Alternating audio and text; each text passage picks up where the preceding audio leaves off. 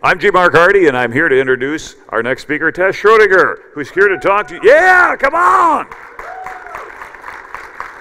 And she's going to talk to you. Wait, you remember my talk years ago about turning 50? Well, wait a minute. There we go. Now I can read my notes. It's terrible, but they say, I guess, with your memory is the second thing to go. I forget what the first is. Anyway, she's a security engineer with Digital Cloak. She's going to be talking about quantum computing 101. Thank you very much. I'm glad somebody can read binary. If you couldn't do that, shame on you. She's been doing security for about 20 years or so and didn't look it, so I thought it was pretty good. But she said only in IT for 3 years, so that's good. And I asked her a little bit about pets, you know, with Schrodinger and Schrodinger's cat and things like that. And she's not sure if she has a cat or not, but I said it doesn't matter. They don't come if you call them anyway. But she does have a dog named Sushi, so you can try to hack her account as Sushi123 bang. Anyway, she's going to talk to you about some really cool stuff about quantum. I'm looking forward to this talk as well, so without further ado, here we go, Tess Schrodinger.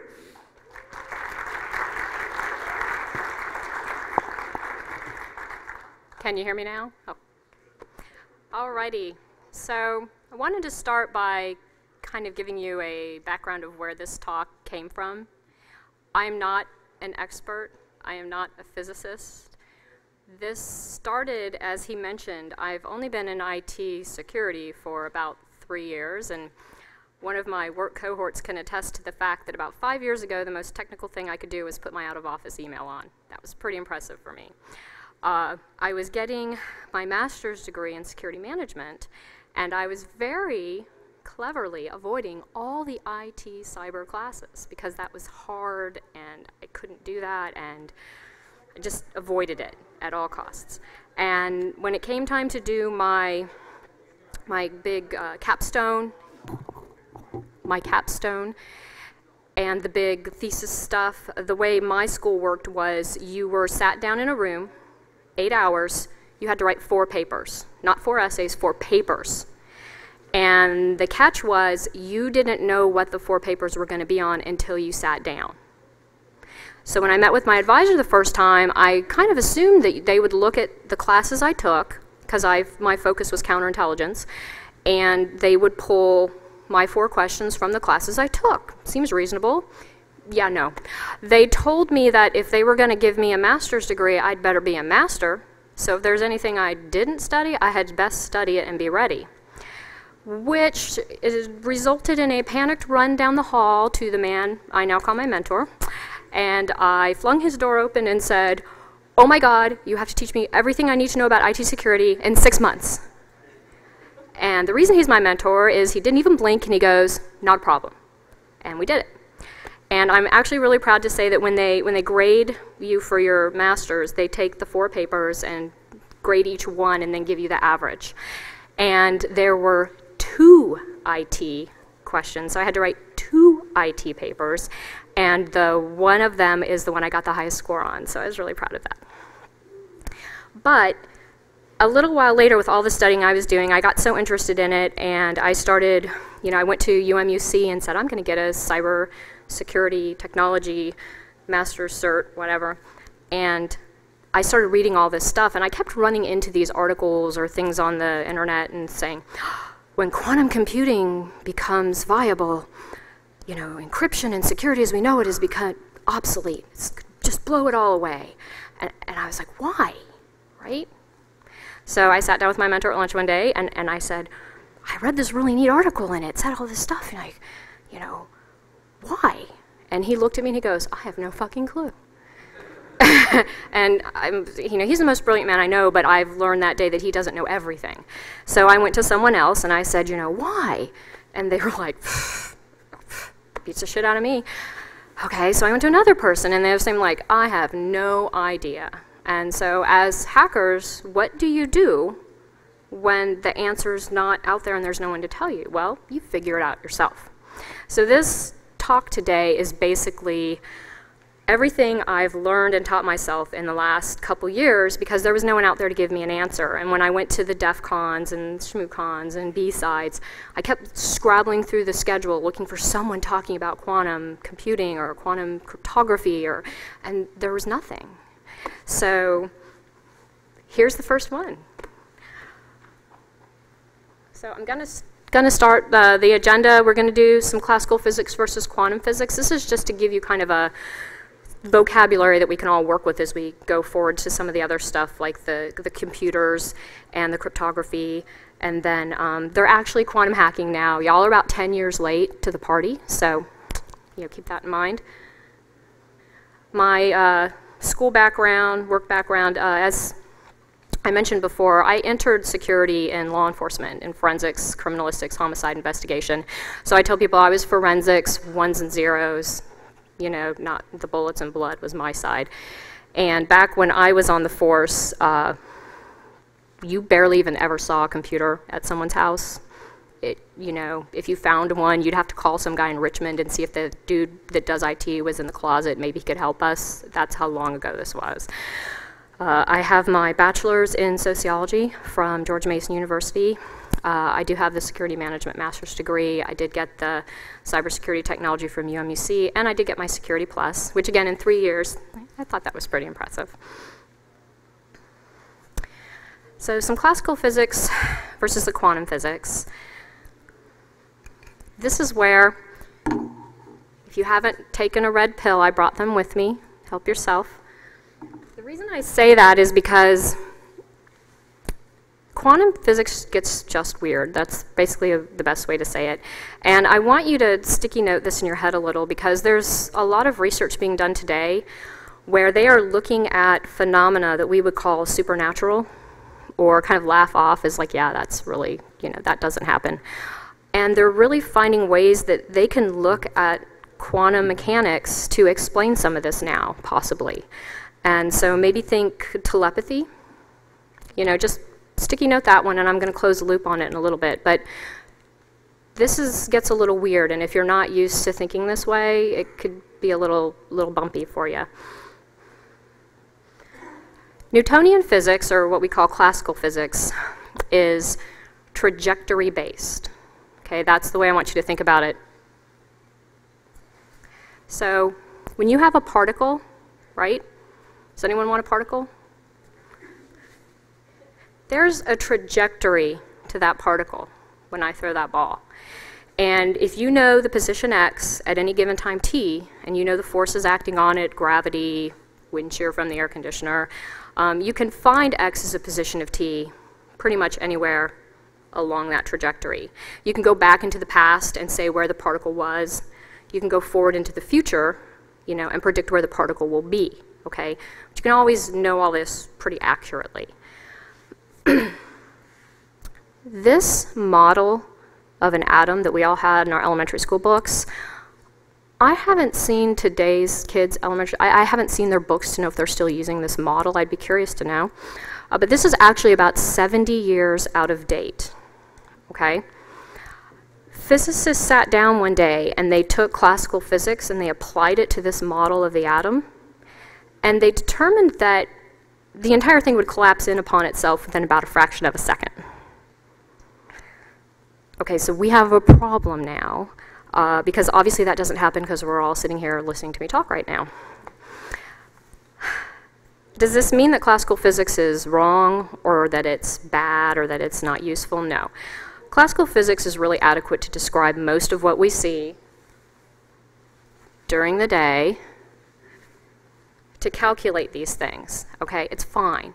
When we approach the speed of light, general relativity is going to kick in, and when we get down to the infinitesimally small, the subatomic level, that's when quantum mechanics needs to take over, because additional maths are going to be needed to explain why the atom doesn't collapse and things like that. So, quantum physics. I brought my happy particles with me today. Particles have mass, and we usually in our world as we sit see things as one of two phenomena. We see them as a particle, something that has mass, okay? Or we see it as a wave. That would be something that doesn't have mass. Think of water ripples on a lake or waves in the ocean. These things don't really have mass.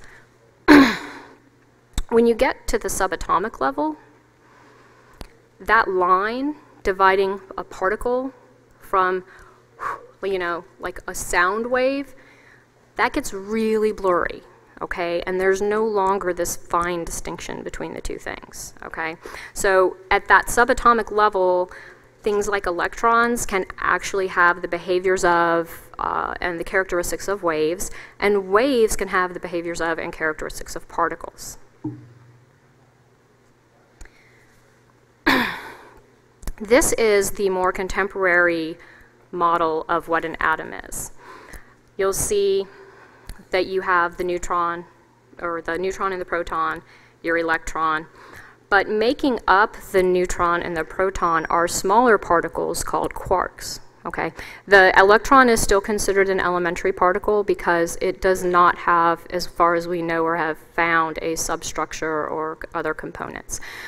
But both the neutron and the proton are composed of smaller particles that we call quarks. And these are so cute. I'm going to have to buy these. I found them last night. I was looking for a picture of quarks for you guys. So the quarks come in 6 flavors: top, bottom, up, down, charmed, and strange. And every time I say that, it makes me think of a BDSM breakfast cereal. The up and down, and it's so cute how they label these, the up and down they have the lowest mass, they're the most stable, and they're the most commonly found in our environment. That's why they compose those. The top, bottom, charmed, and strange are more exotic particles, and you're going to find these in like high energy collisions, cosmic rays, particle accelerator type environments. So a little more getting into like why we slid into the quantum physics world. There were 4 key experiments they consider like that kind of contributed to the downfall of classical physics. And when you hear the dates on these, it's actually fairly fascinating because this is not something recent. This is actually over 100 years old. First one's Planck's UV catastrophe. This is such a neat piece of trivia. You may already know this, but I didn't. I thought it was cool. Catastrophe doesn't always mean a disaster. Abrupt changes in direction are sometimes called catastrophic points in math. So there's an entire field that deals with these sudden changes in direction, and it's called catastrophe theory. I thought that was kind of cool. So Max Planck is this German physicist, and he's actually the one that originated quantum theory, and that won him the Nobel Prize in 1918, okay? And the gist of his catastrophe was that if you know, like when you heat something up, it goes from like yellow to red to white. As it gets hotter, it emits more wavelengths, and you see more light coming off of it. And then the reverse is true as it cools down. And scientists wanted to see if they could predict this curve on a graph. And so they set about to do that, and it worked really great until then suddenly it didn't work. And that abrupt point on the model where it all fell apart, they call the UV catastrophe. It's just where the model no longer worked using classical physics equations.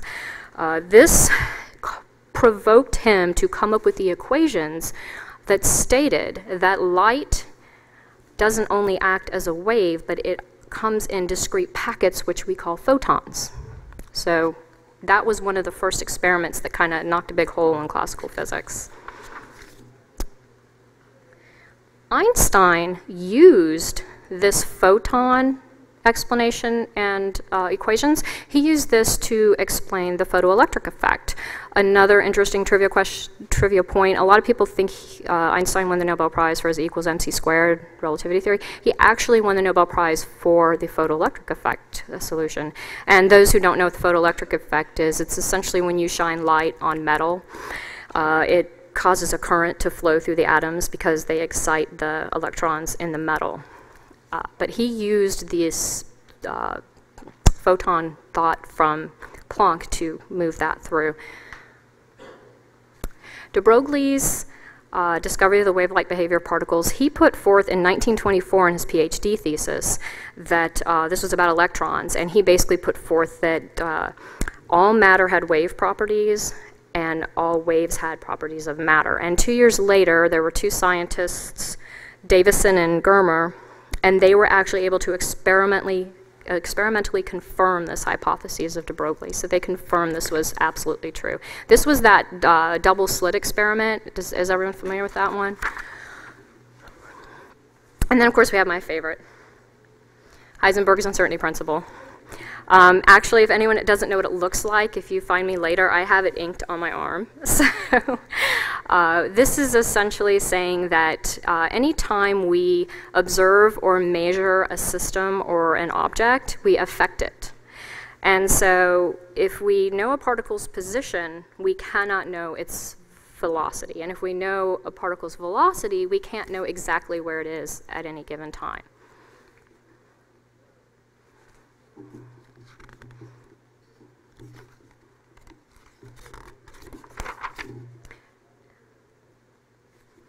So, a couple concepts, because these kind of come into play later. Entanglement. This is when you have two particles that interact somehow and then split apart, and they become connected, maybe is a good way to say it. And they've observed that if you measure the properties of one particle, thus you collapse it and cause it to hold a specific state, then its partner, no matter how far away it is, will instantaneously, flip and be the opposite. And the key word here is instantaneously, because it's maybe not impressive if it happens in the same room, but we're talking like across continents, in space. I mean, they used to say when I was a kid, nothing's faster than the speed of light. Well, this is. And Albert Einstein really had a huge problem with this because of the whole breaking the speed of light thing, and he actually referred to it as spooky action at a distance. Okay? But let's close the loop now on the red pill and the blue pill. So if you think about telepathy, think about maybe someone you know, maybe a spouse or like a sibling. Maybe you've had one of those times where you guys were completely separated either across a building or maybe, in different states, and you had one thought and maybe they had it at the exact same time, or you started thinking something and they finished it, or, I mean, I've had it happen to me, I'll be honest. But you kind of blow it off like, oh, coincidence. But there's people looking into it now, like, could this be some form of entanglement from people that have some sort of connection? I don't know, put that in the back of your head to think about at 1 o'clock in the morning when you're staring at the ceiling. That's what I do. So, classical computers versus quantum computers. This is where it gets fun. So, everyone familiar with the Turing machine? Right? Nods, nods. Okay, this is important if you're like a journalist or someone who's not IT in here who's just curious. The Turing machine was a hypothetical representation created by Alan Turing, and it shows how a computer's supposed to work. It basically reads through a tape of bits and does one at a time. This is the picture on Wikipedia of a qubit, so we all know it's right. It's artist representation. And what a qubit is it's a unit of quantum information, and it's analogous to the classical bit. So it's just Q bit. And this introduces another concept that's really interesting and important in the cryptography, and that is superposition. So now we go to Schrodinger's cat. This is why I'm not sure if I have a cat or not right now. The principle of superposition claims that if we don't observe an object or we're not measuring it, we can't really know what state it's in. So it can kind of exist in all states at the same time, okay? It's not until we check it and measure it that we collapse the wave function and it takes one state or the other. So in 1935, Ernst Schrödinger, a very famous physicist, proposed this thought experiment. He did not do this with a real cat. Please don't call PETA. The man's dead anyway. You take a cat, you put it in a steel chamber. In the chamber is a radioactive substance, along with a device that holds a vial of hydrocyanic acid. If even a single atom decays during the test, then an alarm trips, the hammer breaks the vial, the poison's released, the cat dies. And his theory, not his theory, his explanation for you to kind of put superposition in your head was, if you leave the box closed and you don't observe the cat exists both dead and alive at the same time. It's not until you open the box and look that the cat either is alive or dead. And that's kind of superposition. And without going into a ridiculous amount of explanation and mathematics, we have absolutely confirmed that superposition exists at the subatomic level. So this is not in question.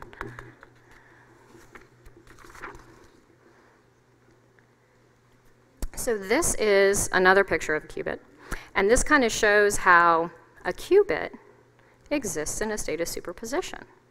So whereas a classical bit can be 1 or 0, a qubit can be 1 and 0 at the same time. This takes us to parallelism, which in classical computers, parallel computing is basically you have several processors linked together, and one's performing one computation, one's performing another. They're all kind of doing it parallel. But in quantum computing, parallelism refers to a single processor can process all of this data simultaneously. Because everything exists in a state of superposition, like when you looked at the Turing machine ticker tape, it doesn't have to wait for the 1 and then the 0. It can be like both at the same time, and it can go much, much faster. And the raw computing power is just, you know, this is what is the big thing where it comes to the cryptography.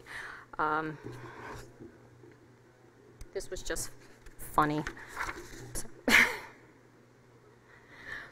So the timeline, just a quick timeline so you can kind of see where we are in the grand scheme of things. In 1980, there was a Russian mathematician named Yuri Manin, and he's the one who was the first to propose the idea of quantum computing. In 81, Richard Feynman, he proposed the basic model for the quantum computer. And then the very next year, Paul Benoff actually put forth a recognizable theoretical framework for that quantum computer. In, let's see, 85, David Deutsch with University of Oxford kind of put forth the first kind of rendition of what a quantum Turing machine would look like. And then Arthur Eckert in 91 invented entanglement-based secure communication. In 03, DARPA's quantum network went live, and it was fully operational in October of that year. In 05, the first quantum byte, or qubit as they called it, was announced to have been created by scientists at the University of Innsbruck. And then in 07 and 08, has anyone heard of D-Wave Systems? So D-Wave Systems is this private company that's in the quantum computing thing. I know nothing about them because they're so I think they've got better security than NSA. They are, like, depending on who you talk to, they're brilliant. They've created, like, quantum computing. You better watch out. And then there's other people like, there's no way. They are full of shit. They are lying. They cannot have what they claim to have. And it's, you know, it just depends on who you talk to. But in 07, they claimed to have a working 28-bit quantum computer. And then in 08, they claimed to have a 128-bit chip. In 09, they partnered with Google because Google wanted to use quantum technology to do image searching. So they're actually already partnered up with Google. It's a big shocker there. 2013, we had coherent superposition of 3 billion qubits for 39 minutes. This is the big one, at room temperature, okay? And the previous record for that was 2 seconds. In 2014, last year, we had scientists transfer data by quantum teleportation over a distance of 10 feet with 0% error rate, and they claim this is a vital first step towards the quantum internet. That should blow your mind. And then 2015, last week. Okay, last week, Ars Technica had an article on, they created a quantum memory that's stable for 6 hours, right? But this is at a temperature very close to absolute zero in a very, very strong magnetic field. So you're not going to be carrying it in your back pocket anytime soon. So now we get to quantum key cryptography. And I promised my work buddy I'd do a shout out to him because Wednesday of this week, when I was going over everything, I suddenly didn't understand any of it. And I actually had to re-explain all of this to myself on Wednesday. So hopefully I'll nail this. So the big concern with quantum computers and current cryptographic methods is that in 1994, AT&T, a gentleman named Peter Shor, discovered a really important algorithm that allows quantum computers to factor very large integers quickly. And this algorithm can theoretically break many of the crypto systems in use today. The numbers I read were it can factor a 1,000-digit number in about 20 minutes, which would take a classical computer supposedly 10 million billion years to do. So that's kind of, bam, why people are starting to get a little nervous. Now, in a nutshell, quantum cryptography uses physics instead of math to encrypt your data. So the key is generated using photons, and therefore you can't crack it using math. Okay, so it's very different from the cryptography we use right now. So how do we do this? So we all know Alice and Bob, right? So we have polarized versus unpolarized photons. So for those who don't know, unpolarized light waves can oscillate in kind of any orientation. Polarized light waves, the vibrations occur on a single plane. So how do you polarize a photon? You emit it using an LED, and it's unpolarized, and then you pass it through a polarization filter, which will give it a specific spin, okay? So, Alice creates a string of random polarized photons, okay? And she sends them to Bob. Bob has no clue what filter she's using. So he just picks some and throws them out there. Now, where this gets interesting is if you create, I'm going to make sure I do my arms right so this looks right. So if you create a photon that's like vertical, okay, because you've passed it through that vertical filter. If you have another vertical filter on the other end, on Bob's end, the photon sails right through. You're good. However, if Bob's got the wrong filter on the other end, say a diagonal one, that vertical one is either going to not go through at all, so you're going to get a null result. Or when it comes through, this filter is going to change its polarization, so it's going to come through as diagonal, okay? Is everyone with me so far? This like took me an hour on Wednesday to get on the whiteboard. Okay. Y'all are smarter than me. Yes. There we go. So what happens is now Alice can pick up the phone and call Bob and tell him what filter she used. She doesn't say what she sent, just what filter she used. And then Bob on the other end will compare it with what readout he got, so he knows which ones he got right and which ones he didn't, and the union of their two sets becomes your key. We good? Please say yes. Okay. So what about Eve?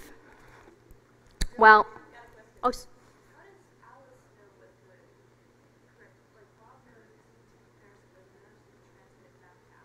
no, that's the phone conversation. She wanted to know, you want to say it again? So basically she thought, she's like, how does Bob know? Does he transmit back to Alice? No, what happens is when he reads through on the other end, Alice will say, you know, I sent diagonal, diagonal, vertical, diagonal, diagonal. Well, Bob knows what filters he put into place. So Bob knows that 1, 2, and 4, he used the right filters with Eve, or I'm sorry, with Alice. He knows he used the right filters there, right? So now he knows his key is 1, 2, and 4. And that's how they exchange the key. Where it comes into, like with Eve, you can't do a man-in-the-middle attack with this because of the Heisenberg uncertainty principle. So if Eve tries to put filters on this as it comes through on its way to Bob, she's going to disrupt it.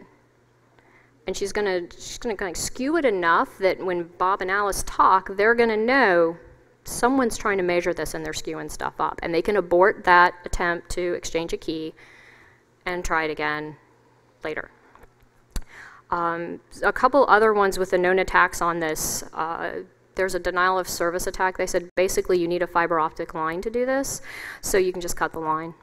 But if you're trying to be more surreptitious and just get access to the information versus stopping it from occurring, they were discussing that you would want to go after the random number generator that determines the randomness of the polarization. So you don't actually attack the equipment and what's coming out of it. You go after the random number generator using that kind of attack so that you can affect how it creates it.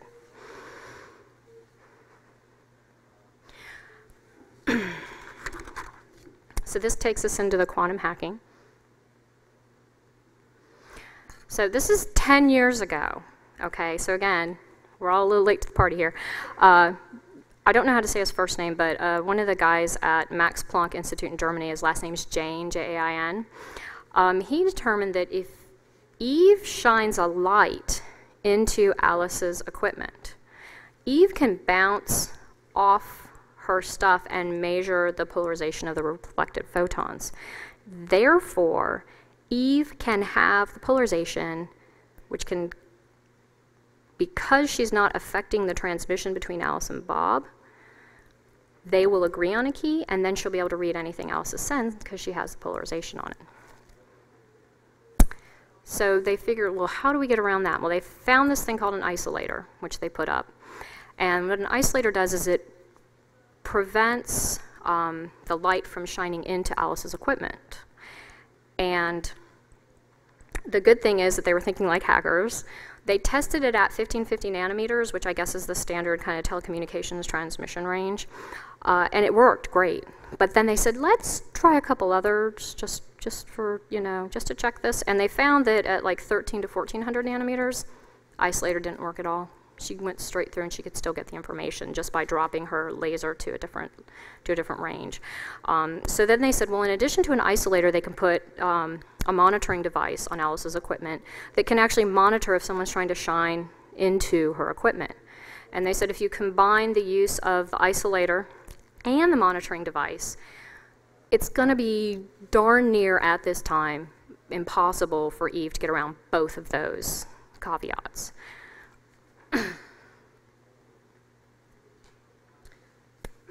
So this takes us into lattice cryptography. I honestly did not have any clue what this was. I just heard it for the first time last week. And so another huge thank you. There's a professor from the University of Tel Aviv that did a 2-hour lecture on lattice cryptography that I listened to on YouTube. So, you know, for you guys, I did this. I actually, where is he? Spiky. I'm like DMing him like, oh my God, do you know what this stuff is? And nobody knew what it was, so I had to go figure it out on my own again. So it's actually fairly interesting. A lattice is a set of points in n-dimension space. So keep in mind, this isn't 1 or 2 dimensions. This could be 200 dimensions, okay? And why is this important for crypto? So this is important because there's several different types of lattice problems. There's a shortest vector problem, shortest independent, closest vector. There's all these different problems in the lattice math arena, and they're really hard to figure out. And we do not have, mathematically, we don't have any really efficient ways to solve these problems. Therefore, we have no efficient algorithms to program computers with to solve them. This was something else I learned about, the NP scale of computational hardness thing. This is actually kind of interesting. So lattice math falls in N, which means NP basically means it's quickly checkable, but it's not necessarily quickly solvable. And so that's why they say the lattice cryptography is going to be really good right now with classical computers that aren't quantum, just because it's so difficult and there's really no good algorithms for it. But it's also going to be really good at this time today against quantum computers because, again, there's no efficient algorithm. So a quantum computer, while it can factor an integer super fast, it's kind of on even footing with a classical computer when it comes to breaking the lattice cryptography. It's really got no advantage over a classical computer. So if you're not into lattice cryptography and you're into all this secure, you might want to start, you know, educating yourself on this, because I'm going to definitely be looking into it more myself. It's basically right now, today, considered one of the best alternatives for post-quantum cryptographic systems. So to wrap up, because you have to have a proper conclusion according to my English teacher, So the big implications with quantum computing are going to be its effect on secure communications and current cryptographic standards. From everything I read, basically they said anything that's RSA based is toast. Once these come online, if they haven't already in the black world, you're toast if you're using any sort of factorization type related cryptography. And I think the number I saw was like around 93% uses that now, so that should make you a little nervous. The good news, if it's true, is the technology needed to build the quantum computer is really currently in a pretty early stage. It's kind of in the baby stage right now. The big challenges are keeping that coherent superposition with all your qubits. You have to have that superposition to have that parallelism and the fast processing. And right now, you know, obviously as soon as we measure it, we've collapsed that and we no longer have it. So they're still working around all this. I did read an interesting paper that talked about doing the quantum processing in a cloud and then shooting it back out, and you kind of collapse it on your end, so it doesn't affect where it's being processed. But that was about all I could understand from the paper. It was pretty high level. The big challenges in addition to that are currently you need pretty significant magnetic fields and pretty severe drops in temperature. That's why the one at room temperature was such a big deal, was because, you know, typically this stuff has to be pretty cold to work right. And then the field of lattice cryptography is going to offer a really great potential solution, but that's really only until they find an algorithm, right? And once they find that, oh goodness gracious, who knows what's going to happen after that. To which I like to say, my buddy, I was giving him this kind of thing to practice and to make sure it made sense to people, because he's not technical at all. And he said, you know, this all really reminds me of the fire swamp. I'm like, what? And he said, yeah, remember when Buttercup says, you know, but we'll never survive? And Wesley says, you're only saying that because no one's ever survived. Well, that's kind of where we're at right now. It's, you know, they were saying many years ago that quantum cryptography, that's it.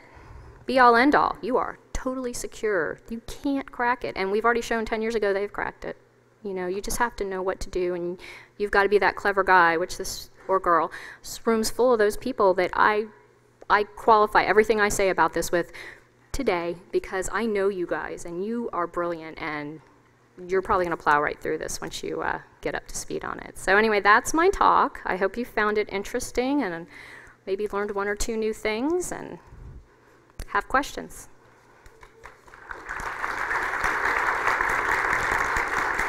Particles?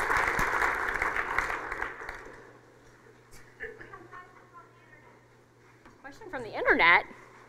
Good golly.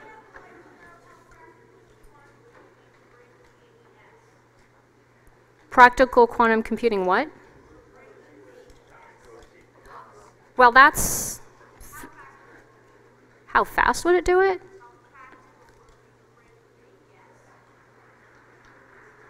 Well, pretty practical, considering it'll be able to do it pretty fast. I mean... Oh. So how practical is quantum computing for breaking AES? And that's Advanced Encryption Standard, right? Which is based on factorization, is that correct? No. What is it based on? I don't know. Remember, 3 years.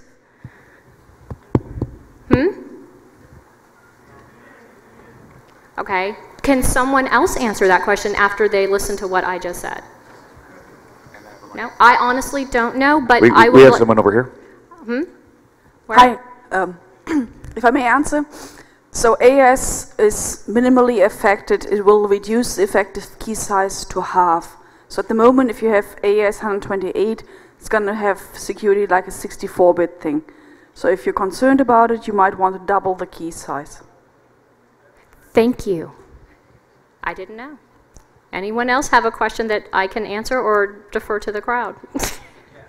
Coming over here.